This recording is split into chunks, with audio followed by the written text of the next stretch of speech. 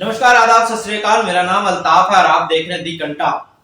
आज सुबह समाजवादी पार्टी और अखिलेश के लिए अच्छा दिन नहीं रहा। ये राजनीति है। यहाँ आज किसका दिन है, कल किसका दिन होगा, ये हम और आप तय नहीं कर सकते। ये परिस्थितियां तय करती है कि किसकी परिस्थितियां किसके विपरीत है और किसके साथ है।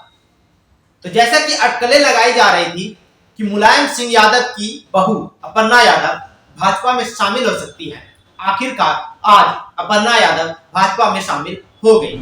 आज वो आखिरकार सपा का हाथ छोड़कर भाजपा का हाथ थाम ही लिया और अखिलेश को एक बड़ा झटका दे दिया। वो अखिलेश जो पिछले कुछ दिनों से इस बात की उम्मीदें लगाए बैठे थे, पूरे उत्तर प्रदेश की जनता उनके साथ है और भाजपा के विधायक भी उनके साथ आ रहे हैं। लगातार 12 विधायक भाजपा का साथ छोड़कर समाजवादी पार्टी का हाथ थामे, तो जिससे अखिलेश की उम्मीदें पर चार चांद लग गया।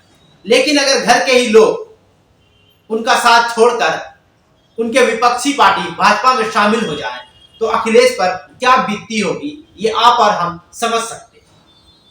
तो खैर, अटकलें सही साबित हुई।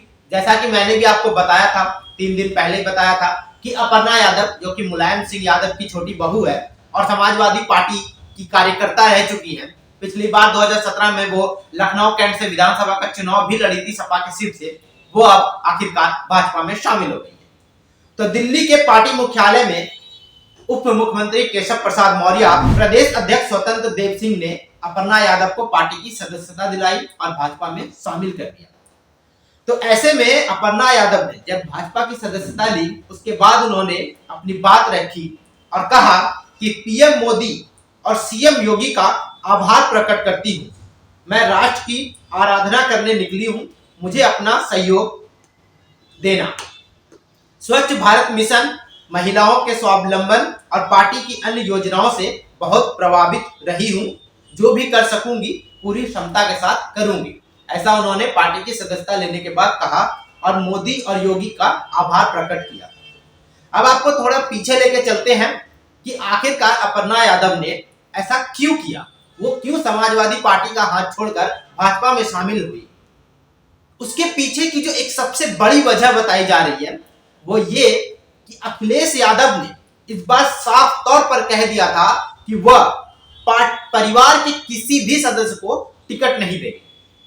यहां तक कि उन्होंने कहा कि वो अपनी पत्नी को भी इस बार किसी तरह के कोई टिकट या कोई भी विधानसभा चुनाव नहीं लड़ा रहे हैं और अपर्णा यादव को भी कोई टिकट नहीं मिल रहा है, जिस वजह से और अपर्णा यादव इस बार किसी तरह से भी विधानसभा का चुनाव लड़ना चाहती थी। इसलिए उन्होंने सोचा कि समाजवादी पार्टी से तो मुझे टिकट मिलेगा नहीं, तो इसलिए भाजपा में शामिल हो जाती हूँ। हो सकता है कि वहां से टिकट मिल जाए, ऐसा नहीं है कि भाजपा से उन्हें टिकट मिल ही रहा है। ये भी मैं आपको बता दूं, अटकलें लगाई जा रही है कि मिल सकता है, मिलेगा या नहीं मिलेगा वो तो आने वाला वक्त बताएगा और मैं भी आपको बताऊंगा कि उन्हें टिकट मिला है या नहीं, उन्हें भाजपा में जाने का फायदा हुआ है या नहीं। लेकिन अखिलेश ने साफ तौर पर यह कह दिया था कि इस बार मैं परिवार के किसी भी सदस्य को टिकट नहीं दूंगा। तो यही एक बड़ी वजह। मुलायम सिंह यादव ने यहाँ तक कि अखिलेश से बात करने की कोशिश भी की कि अपर्णा यादव को टिकट दे दो, वो लखनऊ कैंट से चुनाव लड़ना चाहती है। लेकिन अखिलेश ने साफ तौर पर मना कर दिया, अपने पिता को भी मना कर दिया कि मैं इस बार अटल हूं अपने फैसले पर, मैं टिकट नहीं दूंगा। तो यही वजह है जो अपर्णा यादव भाजपा में शामिल हो गई है। अब अपर्णा यादव की बात करें तो अपर्णा यादव मुलायम सिंह यादव की छोटी बहू है और वह 2017 में लखनऊ कैंट से विधानसभा का चुनाव लड़ी थी, लेकिन बीजेपी नेता रीता बहुगुणा से हार गई।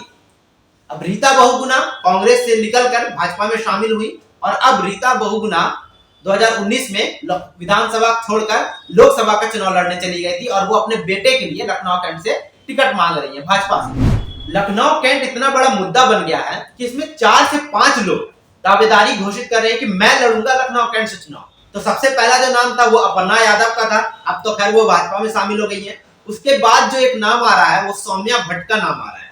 सौम्या भट्ट एक शिक्षण संस्था चलाती है, जैसा कि मैंने आपको पहले भी बताया सौम्या भट्ट के बारे में कि वो अखिलेश और उनकी पत्नी डिंपल यादव के काफी करीबी मानी जाती है, समाज सेवक हैं और उत्तराखंड से बिलोंग करती हैं।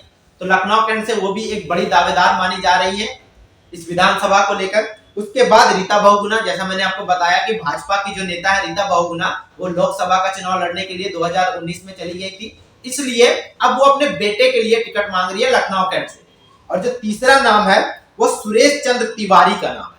सुरेश चंद्र तिवारी उपचुनाव जीतने के बाद इस सीट के यानी लखनऊ कैंट के सबसे बड़े दावेदारी अपनी आजमा रहे हैं कि मुझे भी लखनऊ कैंट से विधानसभा का चुनाव लड़ना है। तो ये सब चीजें हैं जिस वजह से लखनऊ कैंट विधानसभा एक अहम मुद्दा बन गया समाजवादी पार्टी भाजपा के लिए। तो अब समाजवादी पार्टी ने तो साफ तौर पर अपर्णा यादव को मना कर दिया कि मैं तो तुम्हें टिकट नहीं दे रहा इस बार। अखिलेश ने भी मना कर दिया है, तो इसलिए अपर्णा यादव अब भाजपा में शामिल हो गई है उस उम्मीद से कि उन्हें टिकट मिल जाए। तो खैर, जो अटकलें लगाई जा रही थी 3 दिन पहले, वो अटकलें अब सही साबित हो गई है। अपर्णा यादव भाजपा में शामिल हो गई है। अब इंतजार कीजिए कि अपर्णा यादव को भाजपा टिकट देती है या वहां भी उन्हें हार ही मिलेगी। खैर, फिलहाल के लिए मुझे दीजिए इजाजत, और उत्तर प्रदेश चुनाव से लेकर तमाम देश दुनिया की खबरों के लिए बने रहे दी कंटा आपके साथ। और अगर तक इस चैनल को सब्सक्राइब नहीं किए तो सब्सक्राइब करें, फेसबुक पे देख रहे हैं तो फेसबुक पेज को फॉलो करें।